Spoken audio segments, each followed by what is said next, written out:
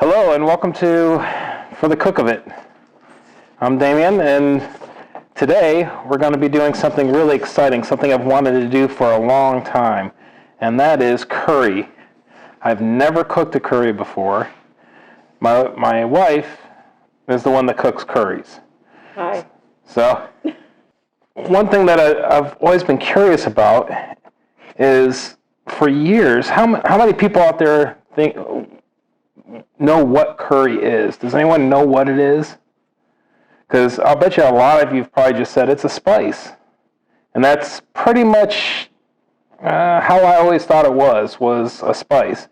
But what it really is it's a combination of spices. It translates to meat cooked in spices or with spices. And in South India, the state of Tamil actually translated to, or Tamil. I'll get that right one of these years. You will, it's fine. Tamil translates to blackened with spice or gravy or sauce. So that's pretty much what it is. So if you think about it, chili could be a curry by their definition, which is interesting. You mean chili with beans? Yeah, chili with beans, like Texas chili. Yeah, if you think about it, it could be. So, and for all the YouTubers, especially Uncle Roger out there, who will probably go, no! Yeah, by definition, it could be, I think. So, or he'd go, hi-ya!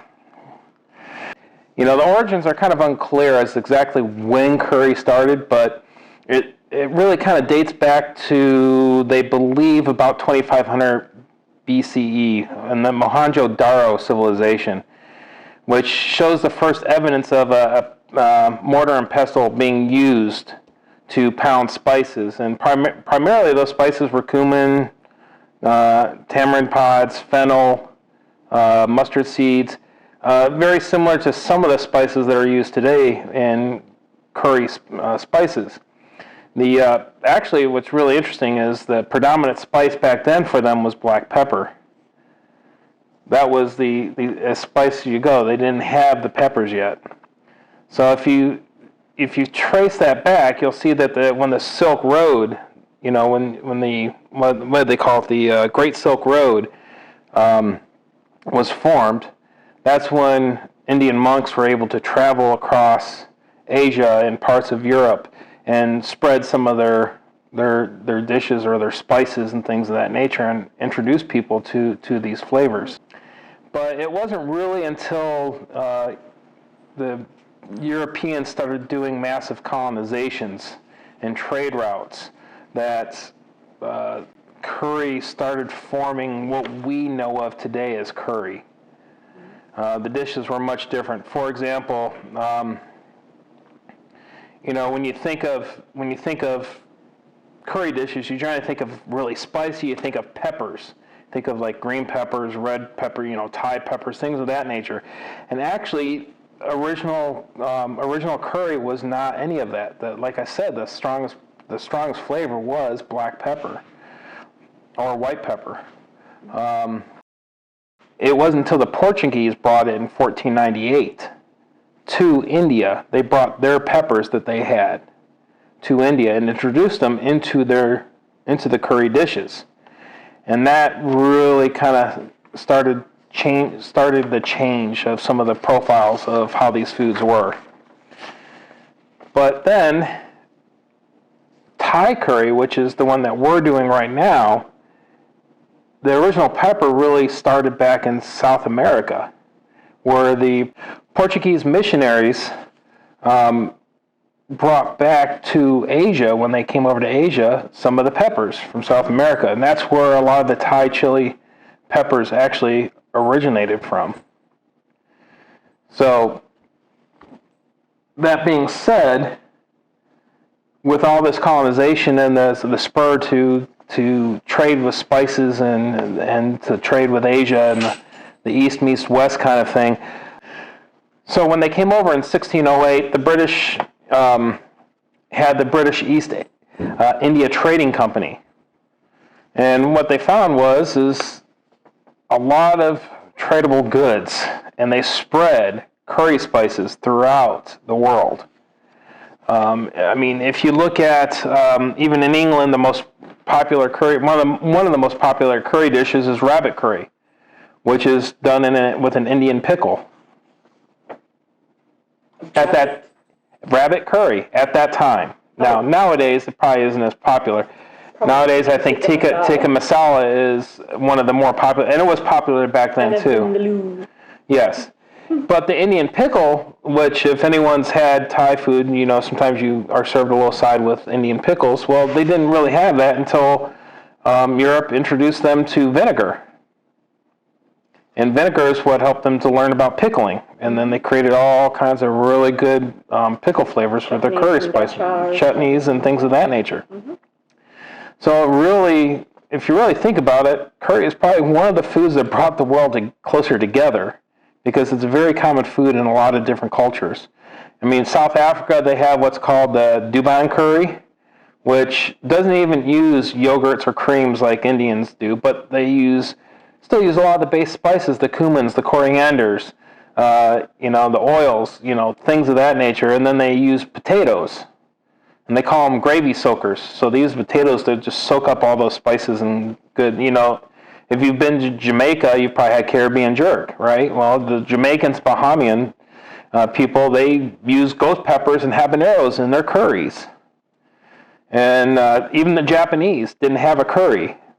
The British brought curries over to Japan. And then the Japanese, of course, as they are industrialists and always do, they adapted it to make it their own. And they have katsu curry.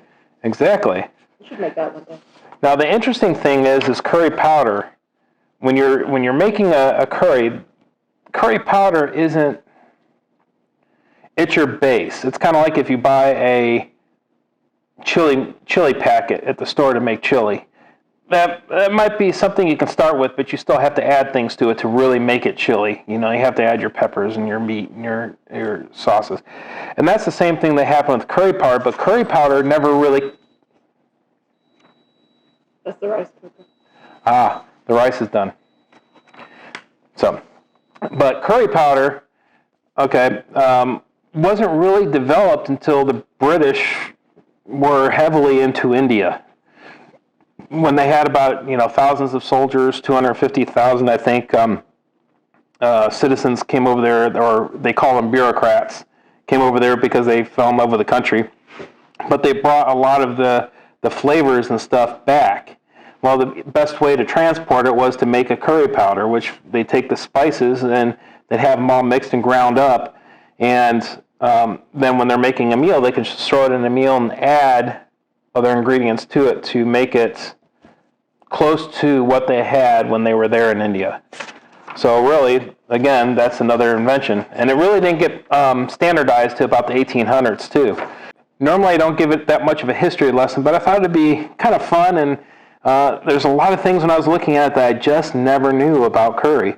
And if you like knowing about food history and things of that nature, I'm going to plug him because he's probably one of my inspirations for doing this, and that's Tasting History with Max Miller. Look him up. He has some really good stuff, and a really cool cookbook too. By the way, I'll plug that for him. We'll link it down below. Yeah, we'll link it down below in this description. Description. Yeah, description, or prescription, or subscription. You can subscribe. Please click the button and subscribe to this channel, and make sure you hit the like button. And hit the like button many times. Log out, log back in under a different name, and hit that like button. Okay? However you can do it. Show the love, please. Show the love. So now, let's open the kitchen and start cooking some curry.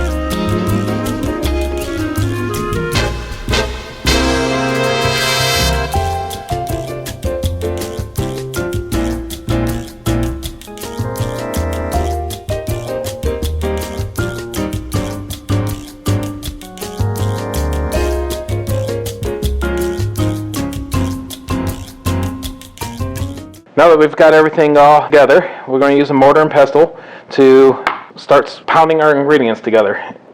So make sure you ate your Wheaties. Now the reason why you use a mortar and pestle instead of putting this in a food processor is this process here releases the oils within the spices and everything that you're pounding in here. Whereas opposed to a food processor isn't going to really release much of the oil. It's just going to blend stuff together. Put a few things in here.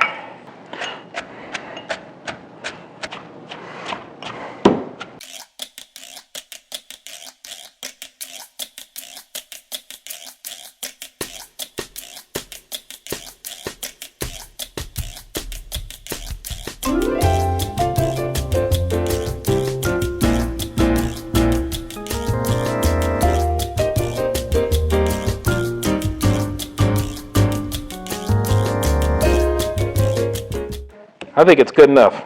The last step to pounding, you do this at the very end, is the final secret ingredient that's important to have is shrimp paste. And it smells Delightful. like roses. Ugh.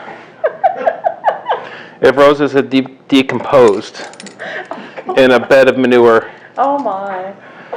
It might not smell good, but it does add the proper flavor for this. So pound that in there.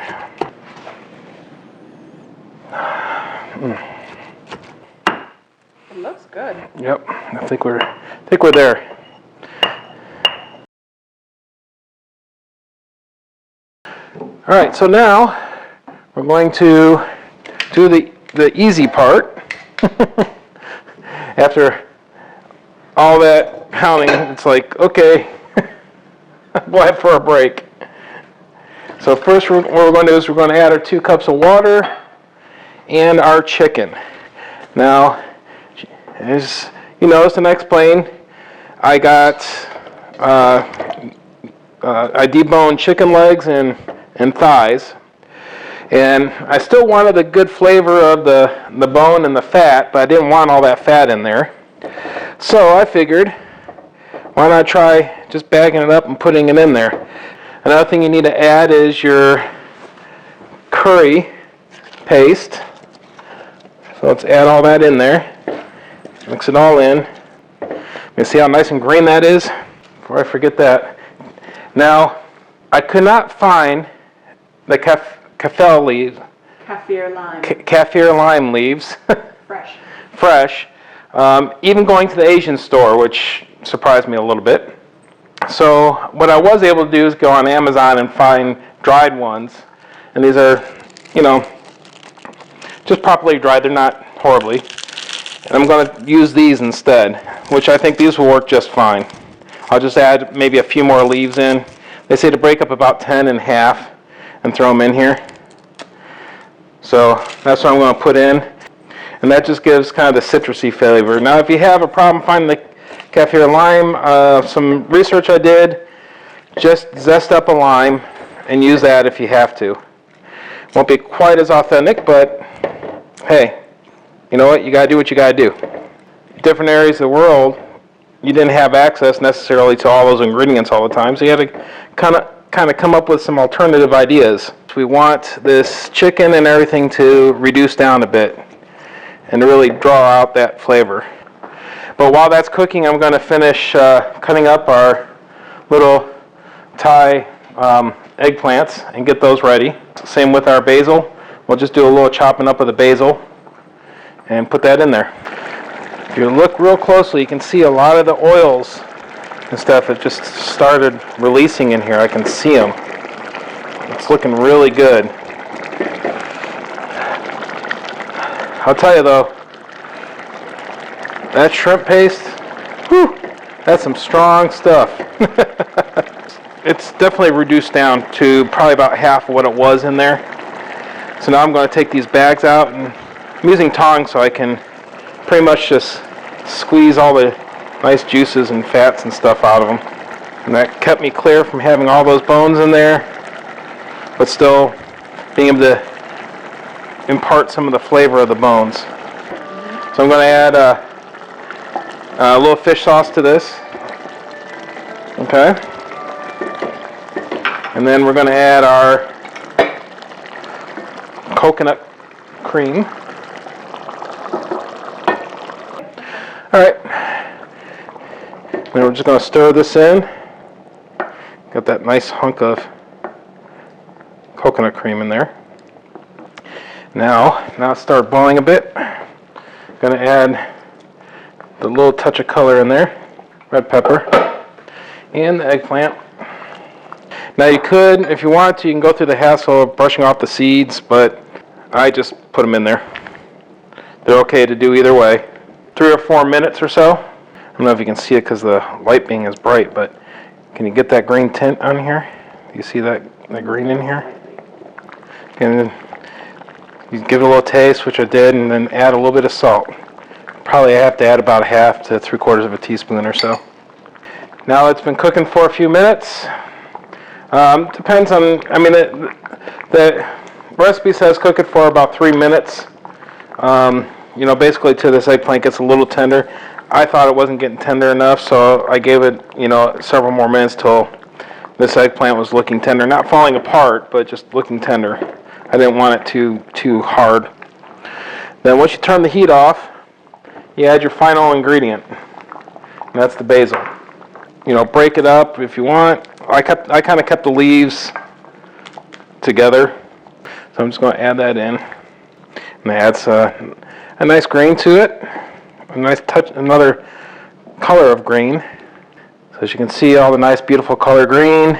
Everything's looks well. You can see the oils, you can see the cream, you can see it looks like it's going to be very good. So I've got myself a little spoon. And I'm just going to take a little sample taste, see how I did here for you guys.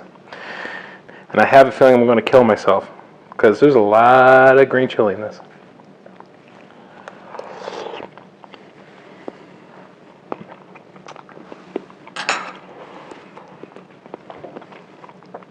Ooh, that's good.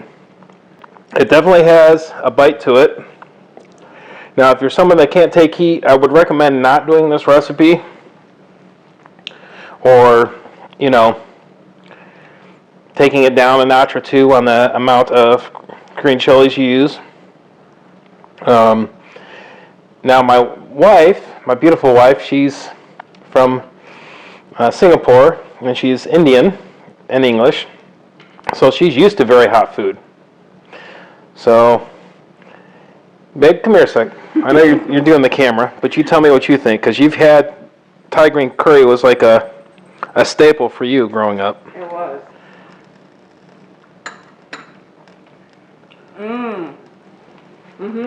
Oh yeah, that's good. That's good? Very good. Very authentic. Well done. Thank you. Well, for never having made it before, Yeah. I think I did pretty good. I think you did amazingly. That's So- really authentic. And this is actually the first curry dish I've ever made. All right, now to serve it up. I'm going to use some fresh jasmine rice. Now, some people put it on the side. Some people will just put it right in there. I like to put it right in there. And we'll just serve these up. That looks amazing. Now, one suggestion is fresh pineapple. Make sure you have some. It will help kill the heat fairly fast if you burn the heck out of yourself because you can't handle the heat. So I hope you give this a try at home. If you really want to work that hard, just be prepared for a couple hours of pounding. And That doesn't sound bad. well, not in the good way. Just saying. Sorry, children. Uncle Roger's gonna love that. Oh yes, he will. But for now, we're going to eat. So the kitchen is closed.